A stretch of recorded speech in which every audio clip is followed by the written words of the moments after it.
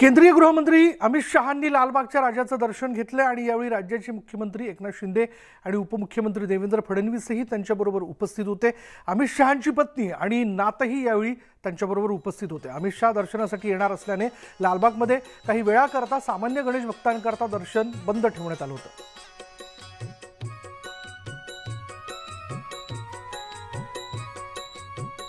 आणि दृश्य आपण बघतोय जेव्हा बरोबर 11:15 वाजता लालबागच्या राजाच्या दर्शनाकरता म्हणून अमित शहा सपत्नी सपरिवार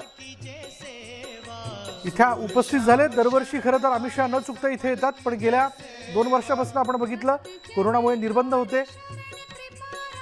लालबागच्या राजा गणेश मंडळाने गणपती देखील स्थापित केलेला नव्हता आणि यंदा निर्बंधमुक्त असा उत्सव जो आहे तो साजरा केला जातोय। त्या अनुषंगाने लालबागच्या राजाचं दर्शन घेण्यासाठी म्हणून केंद्रीय गृहमंत्री अमित शहा आवर्जून आज इथे उपस्थित झाले। त्यांचा दौरा नियोजित होता। दौऱ्यातला पहिला टप्पा या दर्शनाचा होता। जय गणेश जय गणेश जय गणेश देवा, माता जाती पार्वती पिता महादेवा। जय गणेश जय गणेश। आणि यावेळी अमित शहांनी सहपरिवारचं दर्शन घेतलंच, पण त्याचबरोबर मुख्यमंत्री एकनाथ शिंदे आणि उपमुख्यमंत्री देवेंद्र फडणवीस यांनीही लालबागच्या राजाचं दर्शन घेतलं। अर्थात येणाऱ्या पुढल्या राजकीय वाटचालीसाठी निश्चितपणे आपलं म्हणणं आपलं मागणं त्यांनी बाप्पांच्या चरणी रुजू केलं असणार। आणि मग शेलार मुनगंटीवार हे देखील या ठिकाणी उपस्थित होते, त्यांनीही गणपती बाप्पाचं दर्शन घेतलं। यावेळी अमित शहा यांच्या कुटुंबियांचा त्यांचा एक छोटेखानी सत्कार देखील इथे करण्यात आला, त्यांचं स्वागत करण्यात आलं। आणि एक फोटो ऑपॉर्च्युनिटी ज्यामध्ये आपण बघतोय उपमुख्यमंत्री देवेंद्र फडणवीस, मुख्यमंत्री एकनाथ शिंदे, चंद्रशेखर बावनकुळे, विनोद तावडे, खासदार मनोज कोटक, मुंबई भाजप अध्यक्ष आशिष शेलार सगळे उपस्थित होते।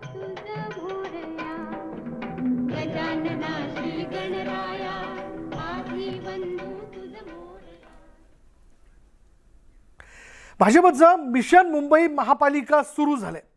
अमित शहांच्या उपस्थितीत भाजप कोर कमिटीची बैठक होणार आहे आणि या बैठकीच्या वेळापत्रकात काही बदल करण्यात आला। यापूर्वी 12 वाजता होणारी ही बैठक आता संध्याकाळी 5 वाजता होणार आहे। या बैठकीत उपमुख्यमंत्री देवेंद्र फडणवीस, मुंबई भाजप अध्यक्ष आशिष शेलार यांच्यासहित सर्व भाजप आमदार आणि नेते हजर राहतील।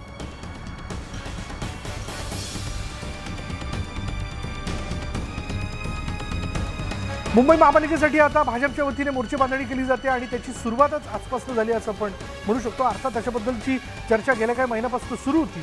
वारंवार भाजप नेत्यांकडून मुंबई महापालिका पुढल्या वेळी आमचीच असणार याबद्दलची वक्तव्य केली जात होती, पण आता या मिशन मुंबईची सुरुवात आज अमित शहा यांनी त्यांच्या दौऱ्याच्या माध्यमातून केलेली असं आपण म्हणू शकतो।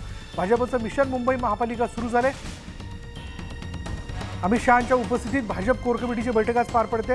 या बैठकीच्या वेळापत्रकात काही बदल करण्यात आलेला आहे। यापूर्वी 12 वाजता उपमुख्यमंत्री देवेंद्र फडणवीस यांच्या सागर बंगल्यावरती ही बैठक पार पडणार होती, पण आता ही बैठक संध्याकाळी 5 वाजता होणार आहे। या बैठकीत उपमुख्यमंत्री देवेंद्र फडणवीस, मुंबई भाजप अध्यक्ष आशिष शेलार यांच्यासहित सर्व भाजप आमदार नेते उपस्थित राहतील। भाजपचे कोर कमिटीचे जेवढे सदस्य आहेत ते या सगळ्या बैठकीला उपस्थित राहणार असल्याचं कळतंय। बोलूयात आमचे प्रतिनिधी तुषार रूपांवर आता एक क्षणाला आपल्या बरोबर आहेत। तुषारशी आपण बोलणार आहोत।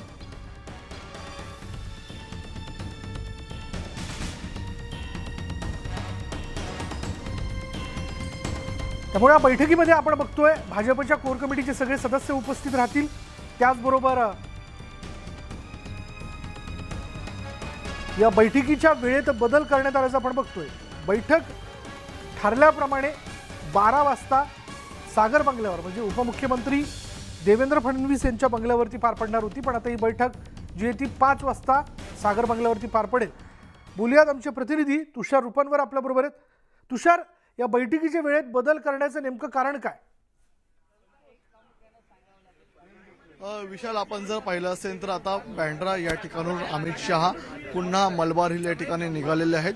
ते मलबार हिल या ठिकाणी देवेंद्र फडणवीस यांच्या शासकीय सागर या निवासस्थानी गणपती बाप्पाचं दर्शन घेतील आणि त्यानंतर मेघदूत हा जो बंगला आहे जो देवेंद्र फडणवीसांना देण्यात आलेला आहे, सागर आणि मेघदूत हे दोन बंगले सध्या देवेंद्र फडणवीस यांच्याकडे आहे।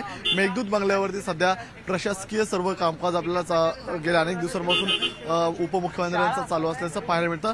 मेघदूत या बंगल्यावरती या ठिकाणी अमित शहा यांची मुंबईतल्या भाजपाच्या पदाधिकाऱ्यांसोबत आपल्याला बैठक होताना पाहायला मिळणार आहे।